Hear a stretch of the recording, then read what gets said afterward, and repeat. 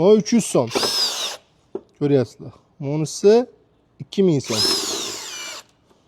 Bunisi 3000 so'm. Leksan qildir ekanda adashmanglar. Mana unisi sifatsiz. Shamol bo'lganda vibratsiya hisobiga ushamaydi, sinib ketadi. Mana rezinka, ikkita rezinkasi bor, bular vibratsiyani hisobiga suvni ham o'tkazmaydi, sifatni ham ushlab turadi. Qadrdonlar, haqiqiy leksanlar narxiga keldik do'stlar. Xudo xolasa 10 yillik, 15 yillik rossiyskiy Qozog'istonda va monolitlarimiz bor. Narxlari 70 ming so'mdan boshlanadi leksanlarimiz, eng qimmati 95 ming so'mdan.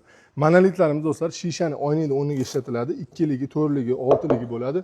Bularda narxi xudo xolasa 200 ming so'mdan boshlanadi. Bundan tashqari bularda mo'nqaylar. Bu siz ko'rinmayotgan narsa, aslida bu yerda shipr bor do'stlar mana.